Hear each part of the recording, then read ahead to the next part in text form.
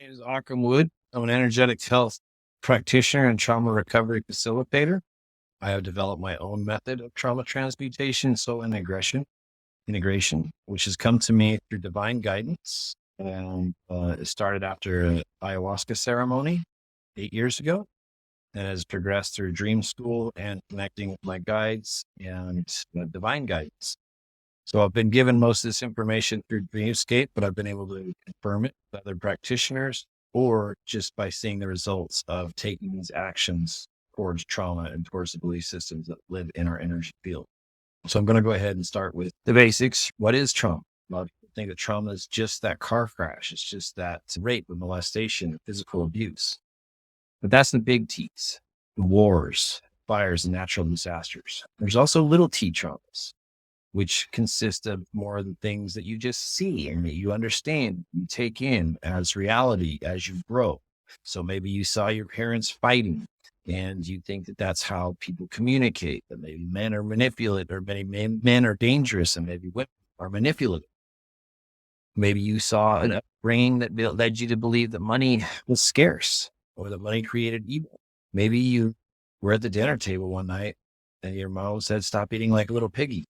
And that manifests into an eating disorder. Maybe your mom said, "Hey, you're not very smart. You need to learn how to work hard or earn money." Quick way to start a money trauma, financial poverty trauma.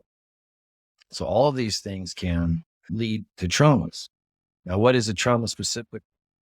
In order to talk about what a trauma is, first I want to talk about where our ego field is.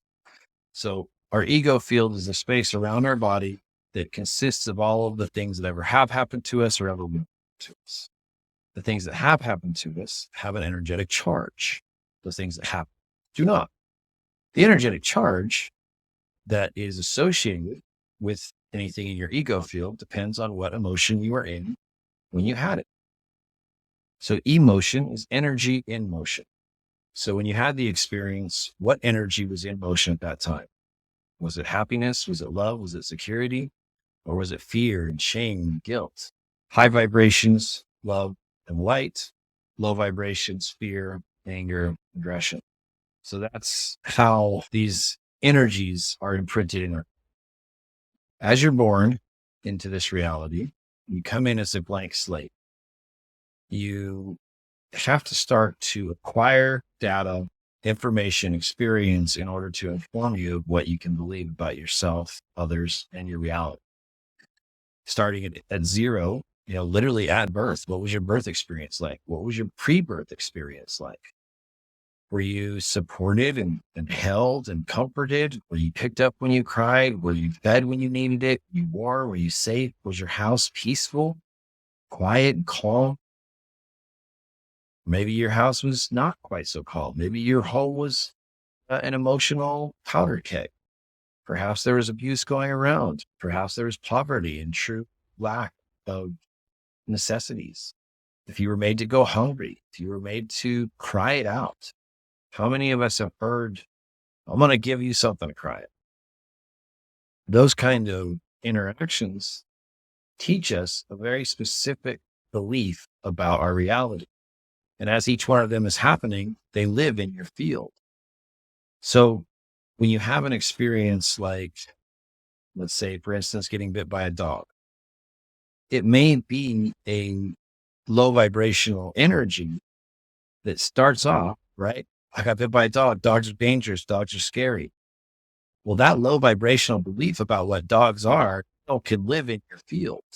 Now, something as simple as a dog bite can be pretty easily overcome through a little bit of training and a little bit of awareness about other possibilities, that not every dog is going to bite, right?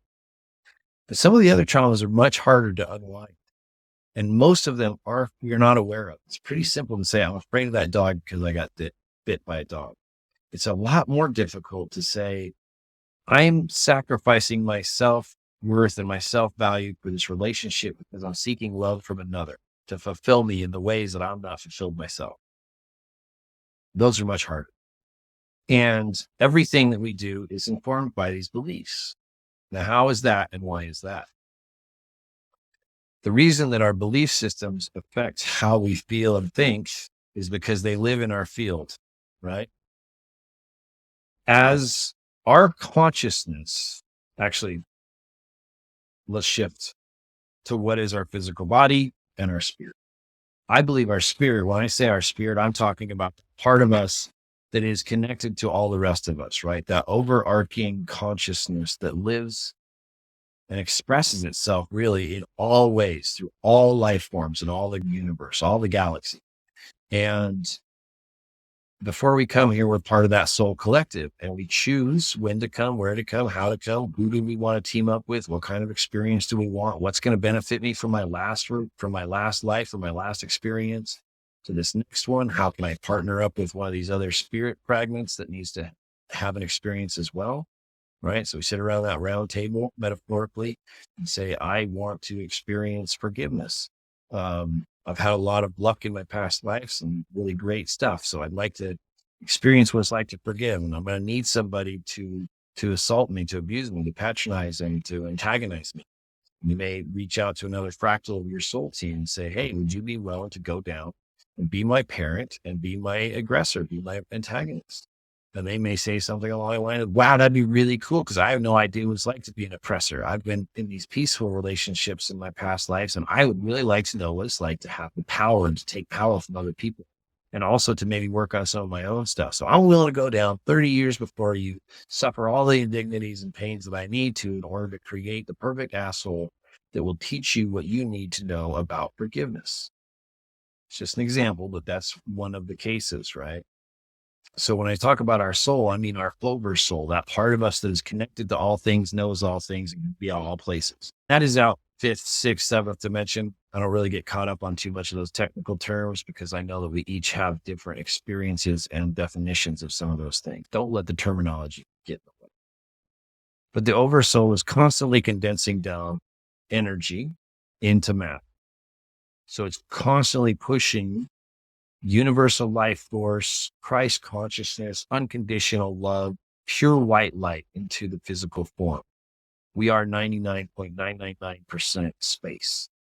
It takes a lot to condense down enough ether energy to create a physical form. And we do that so that our consciousness, our higher self, our oversoul can embody this third dimensional reality and have the experience of duality. Light, dark, pleasure, pain, feast, family, all of the things that make life so beautiful. And we do this because out there, we already have connection. We already have unity. We already have that feeling of home. And quite frankly, unless you have something to put that up against, light doesn't exist without dark. You have to have contrast in order to have experience. And so this third dimensional reality, I believe, is about contrast. I think we sign up for this like you sign up for a game. But the oversoul is constantly condensing down energy into matter. So imagine vapor to steam, to rain clouds, to raindrops, to river, to lake, to ocean, right? To iceberg. We are the iceberg, constantly condensing down until we have this vehicle. Once we have this vehicle, we can embody and have this experience. Unfortunately, when we sign up, we go through the blanketing, the clearing of the veil, right? And we come in blank. And in that birthing and embodying into this physical body, that's where we start to create our belief system. So when we first come in, it's just pure empty space, pure white light, pure love, pure abundance, health, vitality, vigor, all coming into you from that universal source.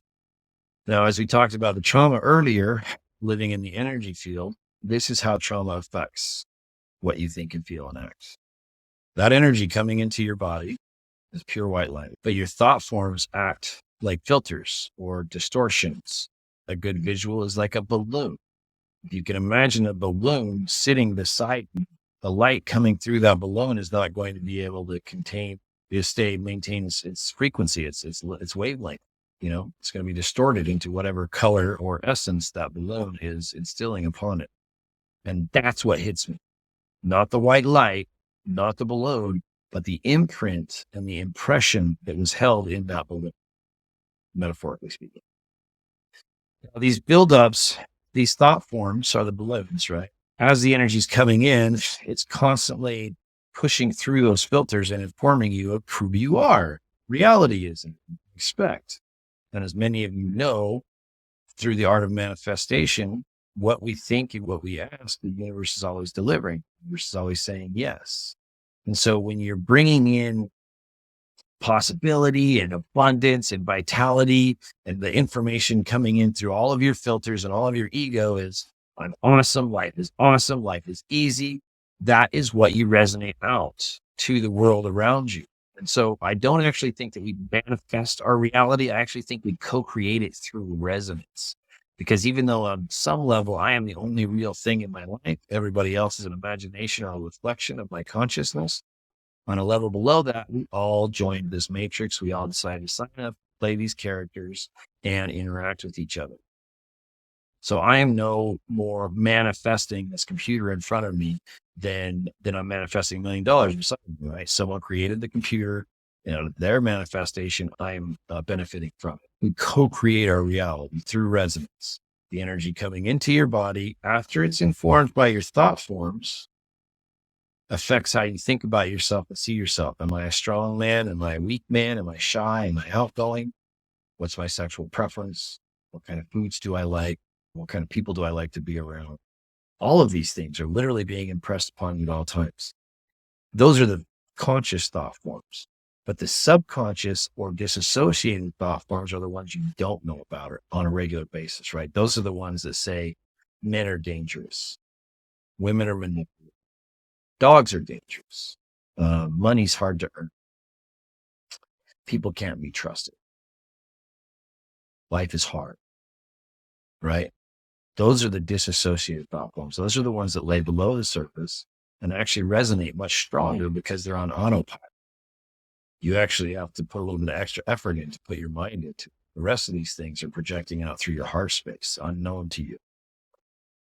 So when we're resonating out this frequency of all men are cheaters, we will regularly draw in, and some of you may know this person, male or female, that is constantly in the same relationship, constantly bringing in emotionally unavailable or physically abusive partners who in a lot of ways mimic what they learned from their parents and are now recreating on a daily basis.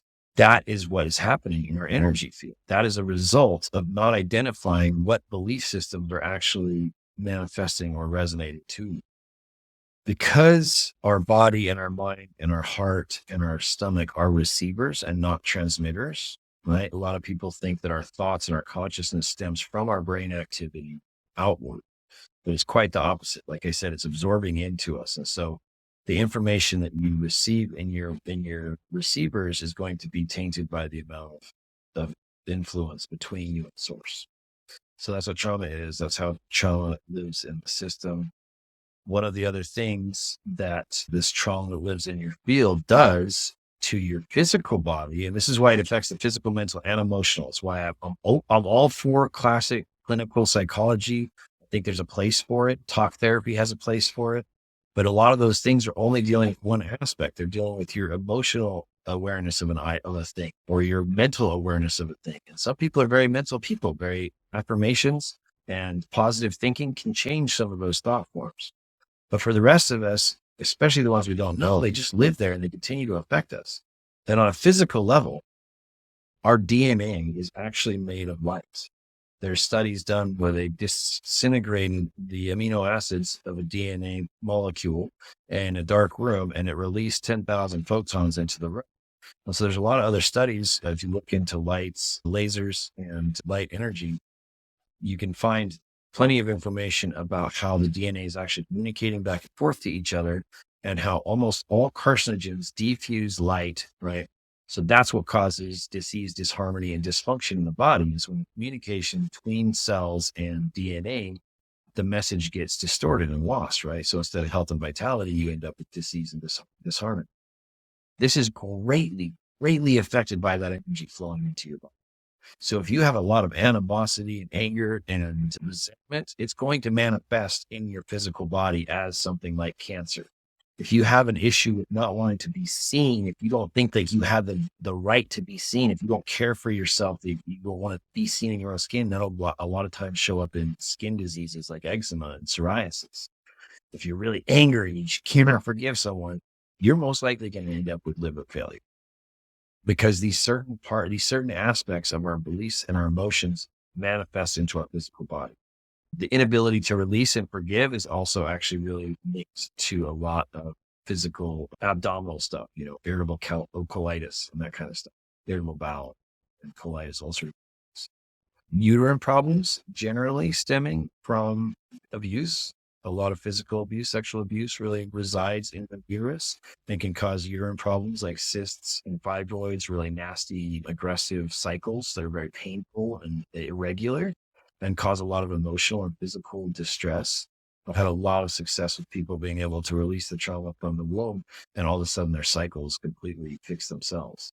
I'm not going to go through the list right now, but you can check out my testimonials of people who've been able to avoid surgeries. One woman was able to start walking again. Several people have been able to wean themselves off of depression medication, pain medication, fibromyalgia disappears, Lyme's disease disappears. And I don't work on the physical body. I'm an energetic practitioner. And by addressing the energy, the physical results are nothing short of miraculous. What is trauma? How does it affect the energy system? Why is our physical body built from our spirit? And how can we fix it? So this is where what I do comes in. And what I'm going to say to you now may not be new to a lot of, it'll probably be new to some of you, and it'll be similar to a lot of different things, because I don't think this is something that's like purely me. I think it's out there in the universe and people are doing it. I just happen to do it this way because I've been divinely guided to create my own system. And it's incredibly powerful. And I've had a lot of people who've tried it and said this is different and better and more effective than other things. What I do is called trauma transmutation and soul integration. I am able to clear my mind, clear my ego space, and become a clean, clear conduit to speak, not only transmit the universal life force, the Reiki energy into the body, but also to communicate with your soul team.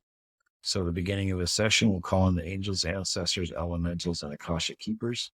And we ask them to transmit any information, frequency, vibration, emotion, memory, and physical feeling that may be necessary in order to educate us about the original wound. Once we do that, we tap into the life source, and I start to bring it in through the feet. And all of this is done long distance. Probably should have started with that. Long distance. I set up my table as if you're here, a piece of paper with a silhouette of a person drawn on it.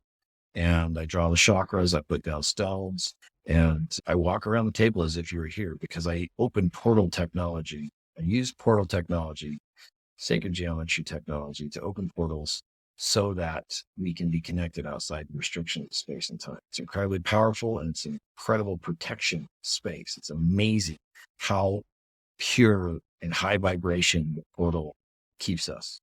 And so being able to connect that deeply and allowing myself to communicate for your soul team, it allows us to go places that you maybe haven't before.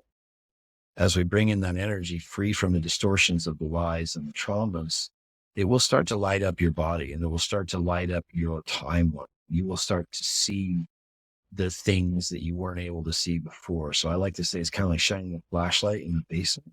It gets all the creepy crawlies' eyes to light up. Once we see them, we can address, okay, this happened here, this happened then, this is what that did, this is what the result of that. But we really, by the end of the session, which is a 4-hour session, we have charged the body, balanced the brain, and align the chakras so that we can do the energy. Before that, though, we charge the body as we come up with the ideas of what this original trauma was and how it affected you, the reality. Then we neutralize it. We start to neutralize it immediately by identifying it. But as we exercise it through our awareness and through communication, we can really get a good idea of where this stems from, what it's caused in your life, and what it needs to have change in order to release. So at this point, and this is very cutting it short, right? It's a 4-hour session. You got your body balanced, you got your chakras aligned, and you got your brain balanced. You're so high vibrating that even the lower vibrational beings that have been attached to you for this long time are not able to maintain. They're no longer comfortable. They're no longer comfortable in your field. Go back to the energy fields, the thought forms, and the mass that lives in the energy field. These masses are not only affecting the energy that comes into your body, right? So they're stopping a portion of that light from getting to you, and they're only casting down what is resulting of their influence.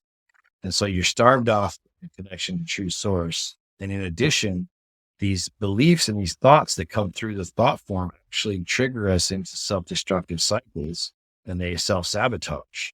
And so this may look like never standing up for yourself, not setting boundaries. It might show up as always seeking that same type of person, right? That same type of job. And they find that your boss and your partner and your dad all seem a lot alike, because this thought form is constantly manifesting and resonating that reality to you. When you have these experiences, like you expect your partner to cheat on you and every partner you have cheats on you, you're constantly getting I knew it. I knew I was right. I knew all men were pigs. I knew no women could be trusted. And it becomes a construct in your system. And it might as well be walls around your field, because it becomes so much of a reality that you can't even see that there's anything different. You look around and you think everybody's experiencing the same thing you are. And you can even look out and say, oh, wow, there's that person who has no problem with their relationships. There's that person who has no problem finding me. There's that person who has no problem finding a new job. But that's not me. I can't do that because this is how it is. That's a construct. That is a very, very highly charged energetic mass in your field that is transmitting toxic informed information into your system and keeping you from seeing the truth of who you are and the power of what you can do. After they become strong enough to become constructs, and there's no like time frame, but generally speaking, by the time you're 20, 30, 40, you're dealing with construct level belief systems. After that, they're also getting feedback from every time you say they're right. I knew I was right. Boom, bunch of negative judgment, anxiety, regret, shame, fear, hate, all getting poured back into this energy, this construct, right? Constantly feeding it. And once it starts to get that constant feedback on a regular basis, it actually gains a low level of consciousness. And when I say low level of consciousness, I mean similar to plants and animals, specifically parasites. So this is the level at which I call entity. Now, these entities are not a demonic force that comes from hell, from the Bible or something, who's out to demonically destroy your being. I'm not saying those don't exist, especially when it comes to the constructs and entities associated with addiction and suicide, like methamphetamines, heroin, cigarettes, alcohol. They all have their own interdimensional entity that they feed. It's a topic for another discussion. These are more self-developed entities. They are not malicious. They are not evil. They simply want to live the same way that a parasite, like a tick or a leech, is not evil. It's just found a way to live, and it's going to do everything it can to defend that food source. I like to equate these or use Candida yeast as a good example for how I see and understand entities. Candida yeast, when it is in your stomach in healthy amounts, it is completely normal. It doesn't bother you at all, but it feeds on sugar. When it accumulates into a mass, that's when you get a problem. So just like the entity that is accumulating many, many small things that are coming together to create a more powerful whole in your energy field and your belief systems and your traumas, that's how this yeast acts in your belly. It builds up and builds up and builds up. And once it's got a certain amount, it colonizes on the intestine and it starts to create an effect in the physical body because there's so much energy there from the collection of the many small parts. But once they all start to act as one, they can release a chemical, I believe it's called a peptide, and it is a chemical that is similar to cortisol, and it makes you stressed, makes you nervous, it makes you lethargic. You can be depressed, brain fog, usually very lethargic, and you crave sugar. Like you really, really get crazy addicted to sugar and alcohol and grains, because it's like popping off this signal that hits your brain, and your brain's like, I feel like shit. I don't feel like doing anything today. All I want to do is have some extra high octane coffee, extra sugar, extra donuts, extra soda pops. And you're like, all right, I feel great now, right? I had some sugar. I had a big bowl of pasta. I feel great. That's because the candida just got fed. And now the candida has been fed. It is releasing another chemical, which is much closer to dopamine and serotonin. So you actually feel good. You got a little bit like a low grade buzz.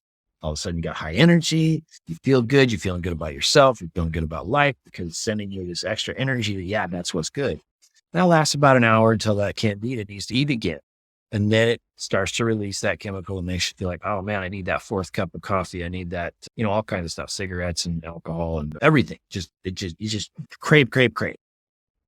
So that's exactly how these energies in your field work, these entities in your trauma work. Once they've gained enough energy, they can really, really influence you.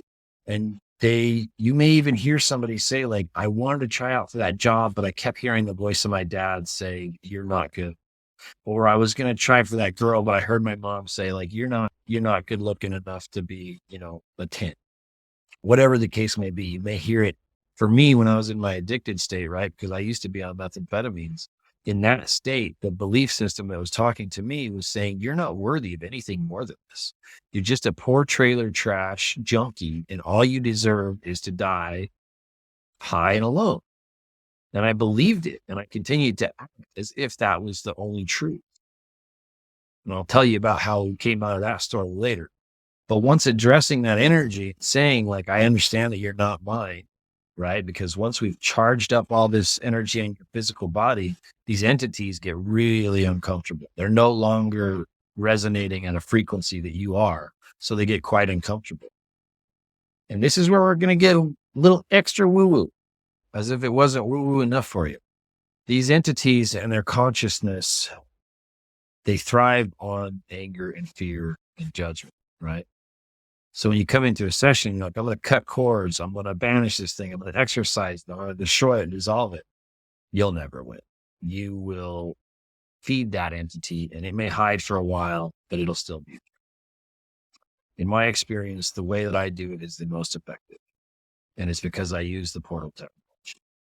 So in addition to having you all charged up, energy field charged up, we've been talking for 4 hours. You've heard your story. You've reprogrammed your story. We have moved into the light and what's true and what's not. And we have started to open up a level of dialogue on this with these entities. Once we get to that point, everything's swept up. It's all sitting there waiting to be addressed. Now, I'm not going to go through the end of what happens at that session, but ideally we will identify it and remove it. And we offer it to go to this portal. Right. So I've developed this portal that sits above my building in the ether, obviously. And it's a universal Rolodex portal. Any entity that goes near it gets transported to where it's supposed to be. Doesn't matter if it's a dead squirrel or a displaced tree or berry, or if the neighbor's dog dies or grandpa dies, and there's some ghosts floating around. They all see that portal. They want to go right to it because it's going to take them to where they're supposed to be. This is a 3-dimensional realm. Majority of other entities, ghosts, spirits, earthbound, soul shards. There's a whole list of things. The majority of them do not want to be here and do not function here and do not want to be dependent on you. And so when you offer them the opportunity to go away, most of them have forgotten who they are in the first place. So you remind them who they are, why they were here in the first place, where they should be going. And the majority of them will leave immediately. That's why this session is so powerful. I've had people say I've been 20 different practitioners and never had this kind of effect, because it's not me. It's your decision to take responsibility for your thoughts and actions and to kick out the freeloaders that have been living in your field for your whole life. Because yes, some of this stuff comes in with you. Some of this stuff is from birth. Some of it is epigenetics, some of it is past life. Once freed from it, everything changes, man. I can even start to tell you the depth and breadth things that people have said start to change after they have these sessions. Immediately leaving the session, you will be charged up and lightened because of what you've released. And I always bring in a lot of Christ consciousness, Buddha consciousness, consciousness of the Ganesh, Mother Mary, and Mary Magdalene into the session. And so when you're done and we remove something, I don't want to leave a void, right? We don't leave a hole where we just remove something. As light as it may be, it's still energy. And if there's a void, that void would be filled. The universe, does not care for a vacuum, at least not in your energy. The universe doesn't. But your energy field does not like a vacuum. And other things will come in and start to feed off of those holes. So one of the most important things is after we do the release, we do the shielding. And that is where I really charge you up all the chakras, all the energy field, giving you this beautiful platinum shell of protection. so that you can go off being closer to how you're supposed to be than you probably ever, because you'd be surprised at how many people have not had their root chakra developed correct. The lightness that comes after the sessions is really amazing. And I do use the CARES protocol. So that's what I've been explaining to you so far is the CARES protocol. Connect, assess, reprogram, eliminate, and shield. I have started to add a follow-up session to these sessions because I've seen how dramatic the shift is for people from this session. I offer a week's worth of follow-up so that if you are in a state of chaos, right? Like I would love to tell you that you're going to do this session, everything's going to be awesome. Most common, things start to shake. As you start to raise in vibration, things don't fall apart. Things fall away. Those things that no longer serve you, that you've been calling into your life for 20, 30, 40 years, all of a sudden aren't a fit. And so there is some whiplash that can happen if you're not held in the right space, which is why I find it so, so important to do a week's worth of communication through WhatsApp or Messenger so that I can support you through the changes that are going to happen in your life. And we do the follow-up, tune-up, 2-hour session, much closer to a standard Reiki, very relaxing. The first half hour is like a integration motivation. And then we move into the session and that wraps up with the crystal bowl sound bath. So it's really the full package. Like I'm trying to help people go from not understanding why or where they are in the midst of all this chaos to identifying who they are, where they want to go, how to get, and give them the gas and tools, pretty powerful understanding of this life and how we live and what really truly does affect how we see ourselves and what we see is possible. Because when you're living a life, when everything that you know is a lie, told to you by somebody that made you judge or fear or resent or regret, you'll just never reach the truth. But once you bring the veil down, you release the blinders and you start to really have someone wholly and completely reflect to you the truth of the powerful God or goddess that you are, all of a sudden you have access to change. You have access to change everything. I've got clients who have left their spouses and started new relationships. People have moved cross country, nothing except for what they could fit in their car, only to get to the other side of the country and have an amazing experience with new people, new family, new lovers, new jobs, and the physical side effects. It's just amazing. I can't tell you how happy I am to do this work and how important it is to me because of the effect that it's had on my life and the effect that it's had on my clients. So that's basic explanation of the TTSI. I hope I did it justice, and I hope that you understand what I'm about. Probably going to record this again, but this was the first time putting it out there all in one piece. In addition to that, I realized that you might be like, who the hell is this guy? Why the hell should I listen? So I'll go into that for a minute. I was blessed with a traumatic childhood. Physical and sexual abuse as a child, emotional, narcissistic abuse. That all led to very agitated and aggressive teenage years filled with drugs and alcohol and violence and crime. And quite frankly, a lot of stuff that I don't feel very proud about. And yet I will never deny because it is what got me to where I am. So it started at about the age of 15. I actually got my Reiki certification when I was 14 after getting deathly ill and almost dying from a bunch of unresolved trauma and shit. And my mom took me down to these healers. Yeah, the healers, lots of vitamins, herbs. This was early 90s, so it wasn't like gluten-free, dairy-free was a big thing, Health food stores and herb shops were really rare, at least where we were.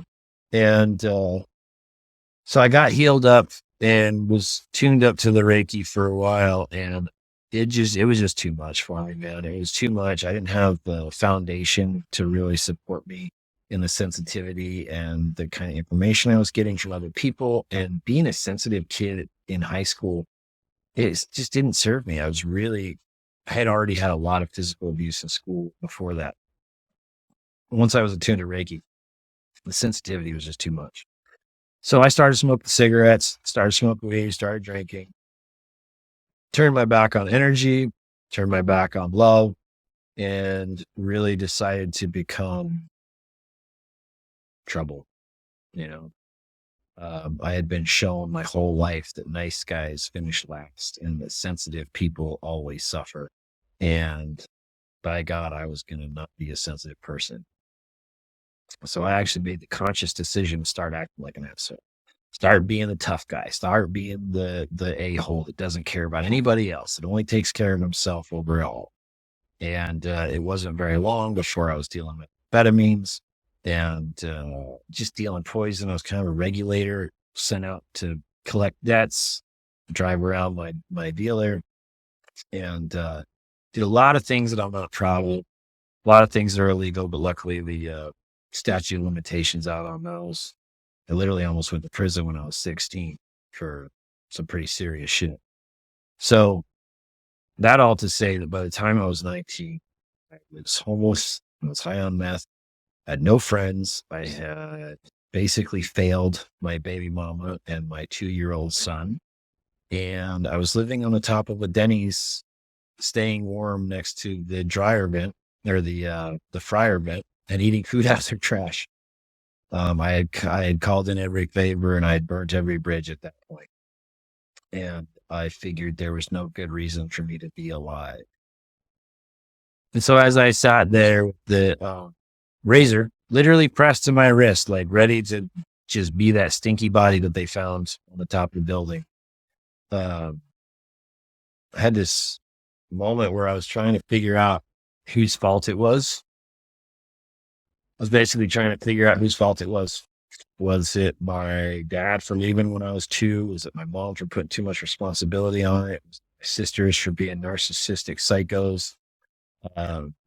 Was it the kids who beat me up in school? Was it the drug dealer who got me hooked on meth? Was it the cops who beat me up while I resisted arrest? It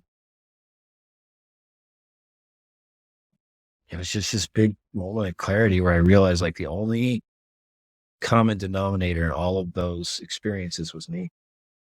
I was the only one who was in each of those spots, and I was the only one who was telling myself the story of what all that. And I had this real, like, it was pretty close to a psychedelic experience where I got to reprogram and reprocess everything that had happened to me and realize that, like, what if I decided that my dad leaving was actually the best thing that ever happened to me? What do I learn now that I wouldn't have learned then? You know, that kind of stuff. It took me a while. Like, I'd be lying if I said I sobered that day. I decided to get sober that day. I decided that I would not allow my life to be forfeit. I knew I had something more to do, and I didn't know what it was at that point, but I knew it meant more than living on pardon my language, living on a roof, eating trash, you know? And so I made that decision to become a product of my past instead of a victim to it. And that decision was the most important decision because up until that point, I was completely powerless against anybody in that story. But when I chose that I was going to take responsibility for my action moving forward, I chose to say that I would no longer be a victim. And I didn't get sober that day. It took me about a month, I think, to finally get things in place. My mom called me actually and got me her car out of the shop. That's a whole other story. I'll tell you about how I came to Oregon. But the gist is I got invited to Oregon by my mom, and I chose that as an opportunity to completely distance myself from my entire past. And I jumped on a fishing boat in Oregon and went fishing for the next 2 years. And that's how I sobered up. Then I went to Burning Man, and it's a 22-year journey on the path to sobriety and enlightenment. So I had a rebirthing ceremony at Burning Man. That's where I got the name Occam. Before that, it was Timothy. But Occam was my adult name. That was the name I chose to move forward away from how I had been, restrictions that I'd had given to me. And so I've been Occam now for 20 years and clean from methamphetamines for 22, stopped cigarettes 17 years ago, liquor 12 years ago, beer 7 years ago. And I live a life that I really love. I've never been happier to be alive.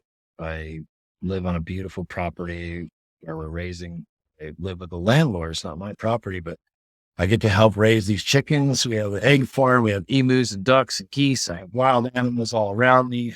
Beautiful 80-acre property that I live on. A studio that I get to work in, doing what I want, helping people from across the world to heal their lives and heal their families. Life is good. Life is good. And every day I thank myself for not choosing to end it.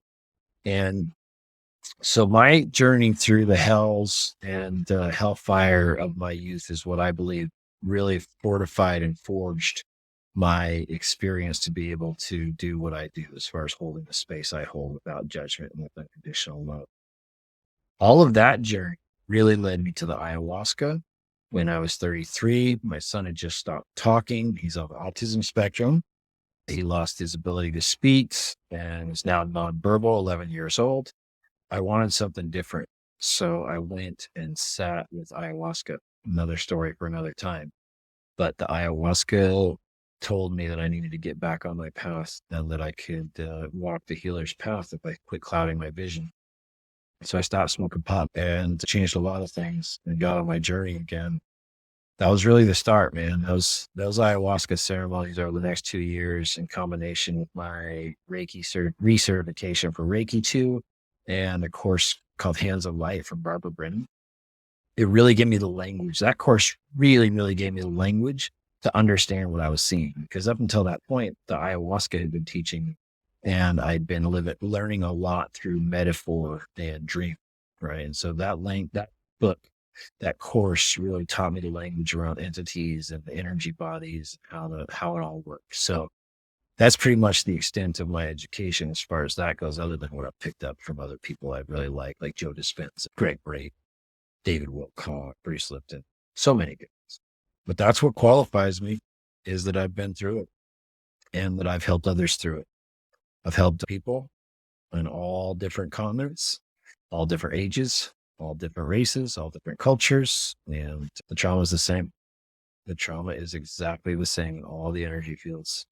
Some vary, there's lots of difference in racial or ethnic traumas, but other than that, it all lives in the system the same way, And I also wanted to mention there's no hierarchy to trauma. A small T trauma is just as bad as a big T trauma, because the thing about trauma is it's not what happens to you. It's what happens inside of you as a result of what's happening to you, right? That's Gabor Mate says. Trauma is not the circumstance that happened to you. It is what happens inside of you as a result of the circumstance that's happening to you. And I would expand on that as to say, it's actually what happens in your field during that moment of trauma. And it really matters on what you decide about how you take in that trauma. It's going to affect how you are being, and feeling. So no trauma is bigger than another trauma. One person getting slapped one time can have an effect, cripples their entire rest of their life, while another person can take many, many hits and not be affected. It's the same way two people can fall off a horse. One chooses to get on, chooses to never get on. Two men can go to war, and one can come home PTSD. The other one can come home up a used car dealership, right? So it's not the thing, it's the effect. I think is that I've found that's how I help people, is to deal with the effect, which is internally affecting and infecting the flow of force into you. So I know it was a bit of a ramble. I want to wrap it up. I might edit this down later. I'm probably just not going to, because it's something that's been stopping me from doing it, is that need to edit. So I'm probably going to post this, watch it a couple times, and then re-record it later differently, or maybe make it into short videos. But this is me being accountable. This is me doing the thing I said I was going to do, which is to make a piece of content explaining what trauma is and how it works. And so I've done that now. And I would also like to challenge any of you that if there's something that you know that you should be doing, but you're not doing it because it's easier to not to, challenge yourself, challenge your traumas, challenge those belief systems, really address, is this a lie, and whose lie is it, right? Is this mine, or is it something I picked up, bought, bartered with from somebody else? That's the first step. Once you start to ask yourself, is this me, or is there something better? Then you too can move into a stage where you are a product of your past and not a victim to it. You can use every single event of your life, every good thing, every bad thing, every neutral thing, as a stepping stone towards your current level of perfection. Because one thing I want you to know is that you're not broken. Nothing wrong with you. You have situations you get to deal with. And it's an opportunity for growth, and it's an opportunity for expansion. And you're perfect in this very moment. Without ever doing anything else to prove your situation, you are perfect because you have no choice except for to be perfect. Everything that's happened to you is bringing you to this moment. And this is the moment where you get to choose what happens next, right? Are you going to continue living the lies and feeding the entities that are ultimately costing you your health and vitality? Or are you ready to claim your own sovereignty and evict those beliefs and thoughts that are living rent free in your space, in your mind, and your body? If so, let me know, because we can definitely do it. All right. Love you all.